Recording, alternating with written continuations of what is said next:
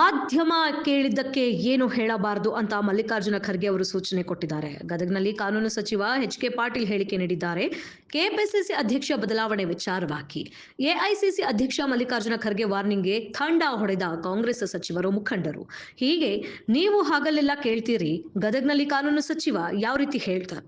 ಯಾವುದೇ ಶಿಸ್ತಿನ ಕಾಂಗ್ರೆಸ್ ನಾಯಕ ಆಗ್ಲಿ, ಕಾರ್ಯಕರ್ತರೇ ಆಗ್ಲಿ, ಖರ್ಗೆ ಅವರ ಹೇಳಿಕೆ ನಂತರ ಯಾವುದೇ ಪ್ರತಿಕ್ರಿಯೆ ಕೊಡಲ್ಲ. ಪ್ರತಿಕ್ರಿಯೆ ಕೊಡೋದು ಅಶಿಸ್ತಾಗುತ್ತೆ.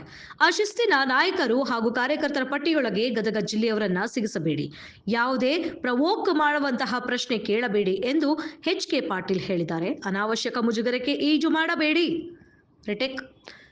ಅನಾವಶ್ಯಕ ಮುಜುಗರಕ್ಕೆ ಈಡು ಮಾಡಬೇಡಿ ಎಂದು ಸಚಿವ ಎಚ್.ಕೆ. ಪಾಟೀಲ್ ಕಳಕಳಿಯಿಂದ ಕೇಳಿಕೊಂಡಿದ್ದಾರೆ. ಯಾವುದೇ ಕ್ಷಣದಲ್ಲಿ ಸಿಎಂ ಸಿದ್ದರಾಮಯ್ಯ ಇನ್ನು ಗದಗದಲ್ಲಿ ಯಾವುದೇ ಕ್ಷಣದಲ್ಲೂ ಬೇಕಾದರೂ ಸಿಎಂ ಸಿದ್ದರಾಮಯ್ಯ ರಾಜೀನಾಮೆ ನೀಡಬಹುದು. ಗದಗದಲ್ಲಿ ಕಾನೂನು ಸಚಿವ ಎಚ್.ಕೆ. ಪಾಟೀಲ್ ಹೇಳಿಕೆ ನೀಡಿದ್ದಾರೆ. ಬಿಜೆಪಿ ಸಂಸದ ಜಗದೀಶ್ ಶೆಟ್ಟರ್ ಹೇಳಿಕೆಗೆ ವ್ಯಂಗ್ಯವಾಗಿ ಟಾಂಗ್ ಕೊಟ್ಟಿದ್ದಾರೆ ಸಚಿವ ಎಚ್.ಕೆ. ಪಾಟೀಲ್.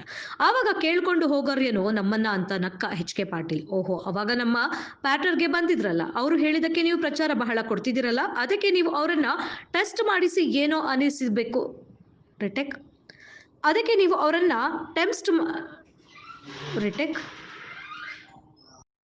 ನೀವು ಅವರನ್ನ ಟೆಂಪ್ಟ್ ಮಾಡಿಸಿ ಏನೋ ಅನಿಸಿರಿ ಎಂದ ಎಚ್.ಕೆ. ಪಾಟೀಲ್.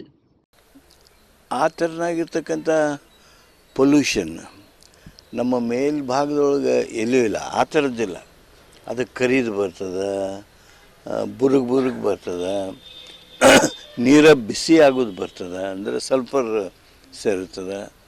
ಇದು ಏನು ಯಾಕೆ ಅನ್ನೋದ್ರ ಬಗ್ಗೆ ನಾನು ಈಗಾಗಲೇ 2-3 ಮಂದಿನ ತಜ್ಞರ ಜೊತೆಗೂ ಚರ್ಚೆ ಮಾಡಿದ್ದೀನಿ.